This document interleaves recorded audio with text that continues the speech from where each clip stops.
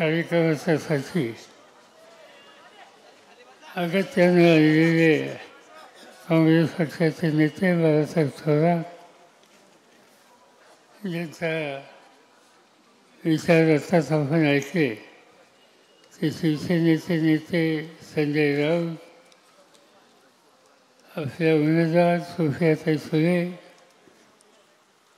संजय जगताप, सुनीता पवार, रवींद्रनाथ पवार, जगन्नाथ शेवाळे,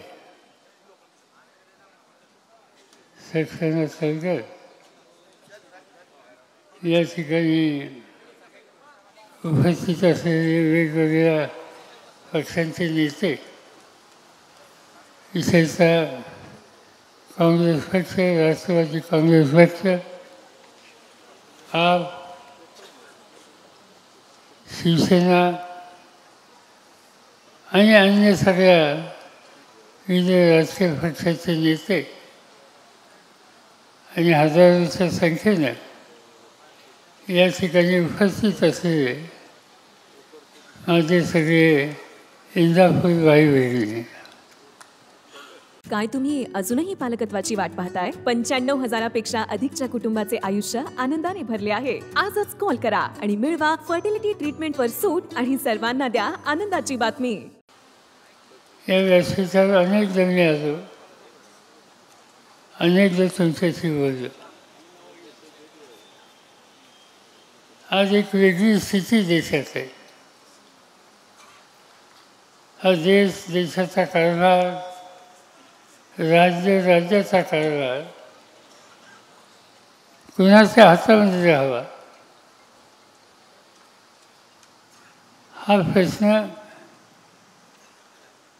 आपल्या सगळ्यांच्या समोर आहे.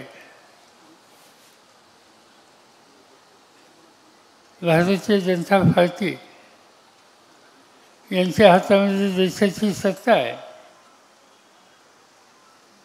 लोकशाहीमध्ये सत्ता मिळणं आणि ती सत्ता लोकांच्यासाठी वापरणं त्याच्यामध्ये काही गैरवाजी नाही. पण सत्तेचा वापर करून डॉक्टर बाबासाहेब आंबेडकर यांनी तुम्हाला मला सगळ्यांना घटनेच्या आधारानं मूलभूत अधिकार दिला. त्या संविधानावर आणि तुमच्या अधिकारावर हमला व्हायची शक्यता असली तर त्यासाठी सामान्य माणसांनी अत्यंत जागृत हे राहण्याची आवश्यकता आहे. 3 आठवड्याच्या पूर्वी कर्नाटकामध्ये एक भाजपचे खासदार आहेत, केंद्र सरकारमध्ये राज्यमंत्री होते आणि त्यांनी आपल्या भाषणात सांगितलं की आम्हाला घटना बदलायची आणि ती घटना बदलायची असेल तर प्रचंड बहुमत तुम्ही आजच्या प्रधानमंत्र्यांची करावं. म्हणजे देशाच्या प्रधानमंत्र्यांना लोकांच्यासाठी राज्य करायला, त्यांचे प्रश्न सोडवायला बहुमत द्या हे मी समजू शकतो. पण घटना बदलायची त्यासाठी ताकद पाहिजे, त्यासाठी पुरेसा नंबर पाहिजे आणि ते काम तुम्ही करावं हा आज भाजपचा एक मंत्री सांगतो. आणि हाच धोका आज या देशाच्या समोर आहे. आणि म्हणून ही निवडणूक अत्यंत महत्त्वाची आहे. आपण बघितलं अनेक गोष्टी, अनेक आश्वासनं या सरकारने आपल्या सगळ्यांना दिली, पण त्याची अंमलबजावणी केली नाही. इंदापूर तालुका शांत विचारानं, एकत्रितपणानं समाजकारण करणारा हा तालुका आहे. मला आठवतं आहे 56 वर्षाच्या पूर्वी मी महाराष्ट्राच्या विधानसभेत पहिल्यांदा निवडून आलो आणि माझ्या याची 10 वर्ष शंकरराव भाऊ इथं निवडून येत होते 1952 सालापासून. आणि दोघे बरोबर आमदार होतो. नंतर आम्ही दोघे बरोबर मंत्री झालो. आणि हे गोष्ट इंदापूरने आम्हाला शिकवली की सत्ता कधी डोक्यात जाऊन द्यायची नाही. शंकरराव भाऊने राजकारण केलं, पण हवेत कधी ते राहिले नाहीत. सत्ता कधी डोक्यात आलं नाही, नम्रता कधी शोधली नाही, स्वच्छ कारभार कधी शोधला नाही. आणि त्यामुळं साहजिकच त्यांचं आठवण, त्यांचं स्मरण आजही तोरण मला सगळ्यांना होतं. पण आज मात्र संकट वेगळी आहे आणि त्यासाठी एक दुसरीची आवश्यकता आहे.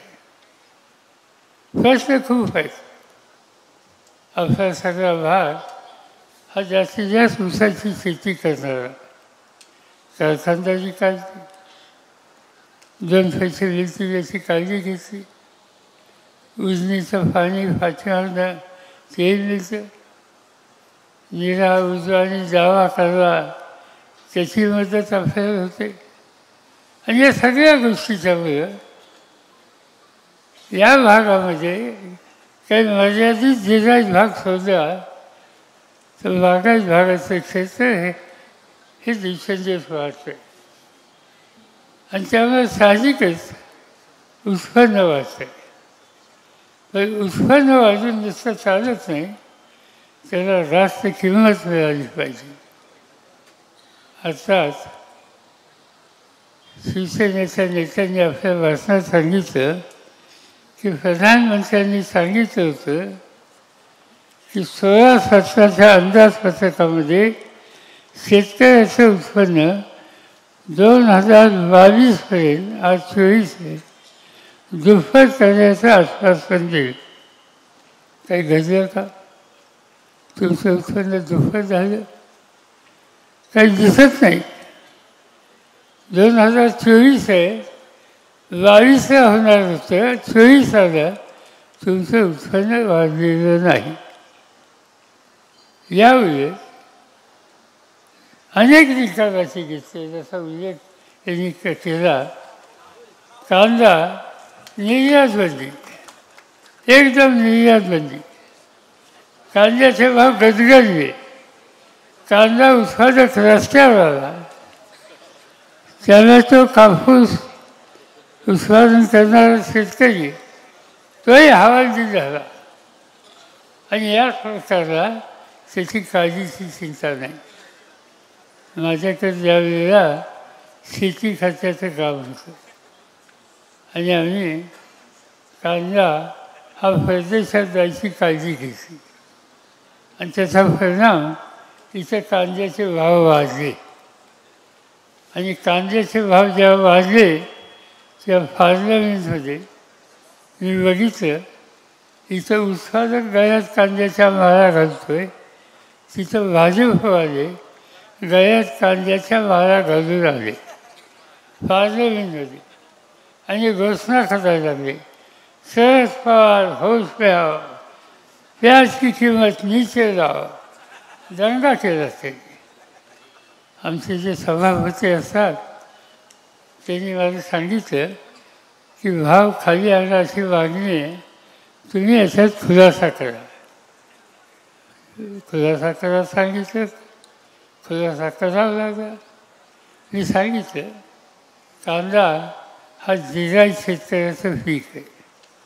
वर्षातून एकदा त्याला पीक मिळतं आणि कधीतरी भाव मिळतो, कधीतरी भाव त्याला मिळतो. ही स्थिती असताना त्याचा लाभ शेतकरी घेत असेल तर कांद्याचे भाव खाली आणा तुम्ही म्हणता. मी शेती मंत्री आहे तोपर्यंत कांद्याचे भाव खाली येऊन देणार नाही. तुम्ही काही करा, तुम्ही घरात कांद्याच्या माळा घाला, नाही तर कवल्याच्या माळा घाला, आमचं धोरण बदलणार नाही. आणि त्याचं कारण काळ्या आईची सेवा करणारा हा इमानदार शेतकरी त्याचा संसार टिकवायचा असेल तर त्याच्या घामाची किंमत ही त्याला द्यायलाच पाहिजे आणि ती दिल्याशिवाय गत्यंतर नाही. आजचं सरकार त्याबद्दलचा विचार करत नाही. साखर आपण बनवतो, देशाची गरज भागून ज्यादा साखर वापरते, परदेशात वाचवतो. परदेशात वाचवल्यामुळे 2 पैसे जादा मिळतात आणि त्यामुळे ऊसाची किंमत देता येते. केंद्र सरकारने सांगितलं की परदेशात पाठवायचं नाही आणि पाठवायचं असेल तर त्याच्यावर कर आणि GST आम्ही बसू. आणि त्याचा परिणाम आज अनेक कारखान्यामध्ये त्यांच्या गोदाममध्ये हजारो नाही लाखो साखरेची होती पहिली. दुनियेमध्ये आम्हाला साखर हा ठिकाणी पाठवता येते. दुसरं काहीतरी करावं लागेल. प्रधानमंत्री आहेत त्यांनी सांगितलं की साखरेपासून तुम्ही इथेनॉल करा. चांगली कल्पना. इथेनॉल करायचं, कारखाने टाकले, कारखान्यात नवीन सुविधा केली, इथेनॉलची निर्मिती झाली, इथेनॉल तयार झालं आणि आता बंदी घातली. आता म्हणजे पाठवायचं नाही. मग ती गंमत आहे.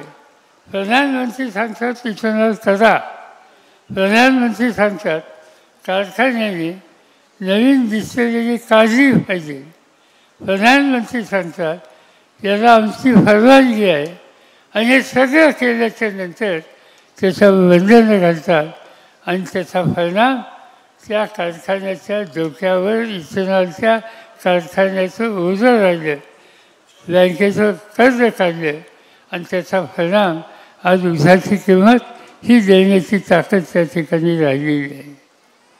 याचा अर्थ आहे की ज्यांच्या हातात सत्ता आहे त्यांना शेतकऱ्याच्या प्रश्नाची जाण नाही आणि त्याचा परिणाम हाच होतो. एका बाजूने महागाई आहे, दुसऱ्या बाजूनं बेकारी आहे, तिसऱ्या बाजूनं भ्रष्टाचार आहे आणि हे सगळं घडतं या देशामध्ये. आणि हे घालवायचे असेल तर चुकीचे निर्णय जे घेतात त्यांना सत्तेपासून बाजूला करणं हे तुमचं माझं कर्तव्य आहे आणि ते काम या ठिकाणी आज आपण केलं पाहिजे. आज हे सरकार करते काय? सरकार विरोधकांना अडचणीत कसं आणता येईल. आता सांगितलं या ठिकाणी शिवसेनेचे नेते राऊत साहेब त्यांनी टीका टिप्पणी केली, जनतेची मांडणी केली, सामनामधून सरकारचं धोरण चुकीचं आहे कसं हे सांगितलं, त्यांना तुरुंगात टाकलं, काही महिने तुरुंगात. शेतकऱ्यांच्या प्रश्नावर अनिल देशमुख गृहमंत्री राज्याचे त्यांनी काही मांडणी केली, त्यांना 1 वर्ष तुरुंगात. आता इथं थांबले नाहीत. झारखंड नावाचं राज्य आहे, आदिवासींचं राज्य, तिथल्या मुख्यमंत्र्याला तुरुंगात आणि गेल्या आठवड्यामध्ये दिल्लीच्या मुख्यमंत्र्याला तुरुंगात टाकलं. केजरीवाल हा एक चमत्कारिक मुख्यमंत्री आहे. दिल्लीमध्ये त्यांनी जनतेच्यासाठी दवाखाने काढले, जनतेच्यासाठी त्यांनी शाळा काढल्या आणि सबंध हिंदुस्थानाचं आदर्श शाळा, आदर्श दवाखाना कसा असतो हे बघायला लोक त्या ठिकाणी येतात.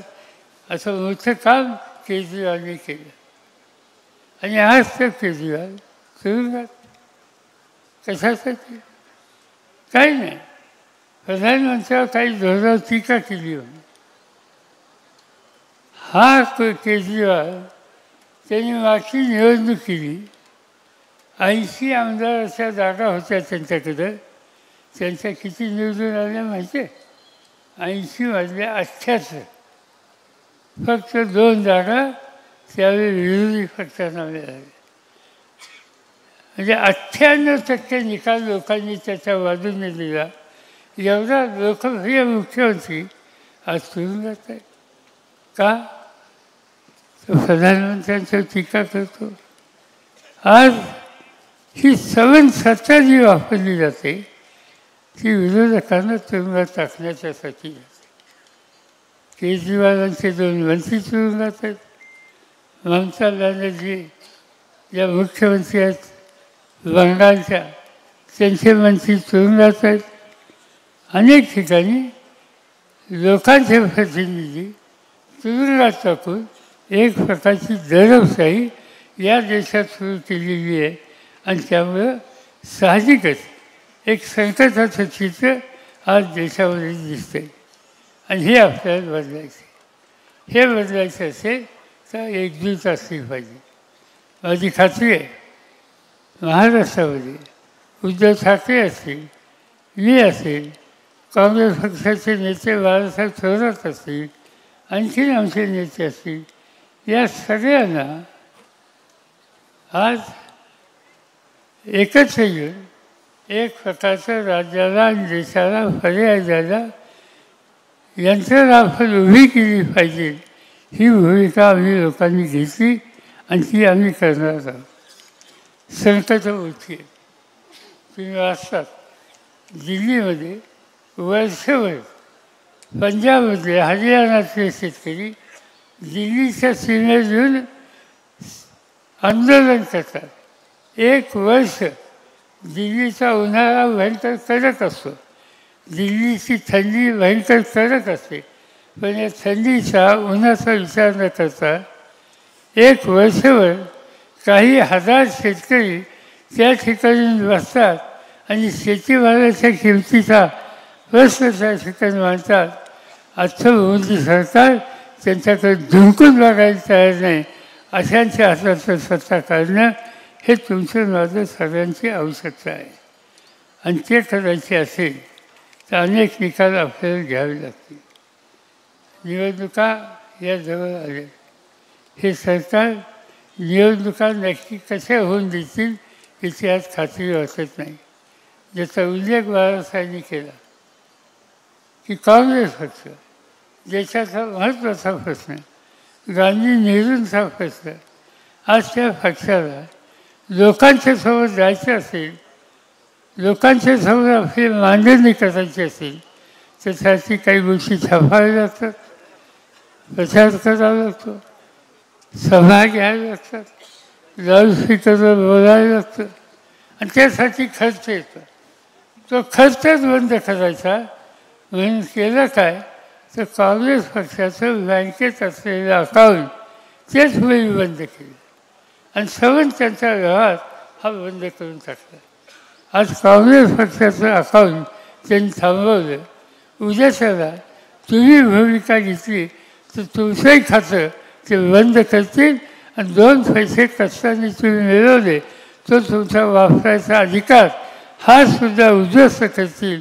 एवढी चोखाची भूमिका आज या राज्यकर्त्यांची होते. आणि म्हणून हा संकटाचा प्रसंग आहे. इथे एकत्र झालं पाहिजे, यांचा पराभव झाला पाहिजे.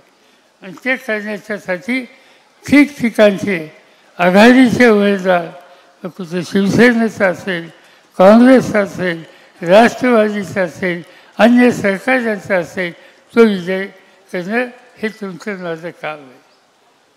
या निवडणुकीमध्ये जे उमेदवार आहेत सुप्रिया 3दा तुम्ही त्यांना मतांनी संधी दिली, देशाच्या पार्लमेंटमध्ये. पहिले 2 जे खासदार आहेत की ज्यांची उपस्थिती 98% आहे आणि सगळ्या महत्त्वाच्या गोष्टीवर त्या ठिकाणी मांडणी करतात, त्याच्यामध्ये तुमच्या खासदाराचं नाव देशात 2 नंबरला आहे.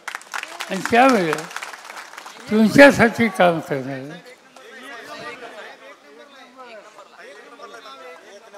हे करणार. चला 1 नंबर तर 1 नंबर. मला कधी नंबर मिळाला, माझा नंबर खाली नसायचा. असो, पण काम करणारा तुमच्यामध्ये संपर्क ठेवणारा अशी व्यक्ती आज सगळ्यांच्या वतीनं आज तुमच्या सगळ्यांच्या सोबत गेली. यावेळी ती खून बदलली आणि ती खून तुतारीची आहे. ती खून तुम्ही लक्षात ठेवा आणि मताचा विचार करा. एवढंच या ठिकाणी सांगतो. अधिक बोलण्यासारखं खूप आहे, पण पुढचे काही कार्यक्रम आहेत आणि या दोघांनाही मुंबईला जायचं आहे, त्यामुळे अधिक न वेळ घेता पुन्हा एकदा तुम्हा सगळ्यांना धन्यवाद देतो. माझे 2 शब्द संपले.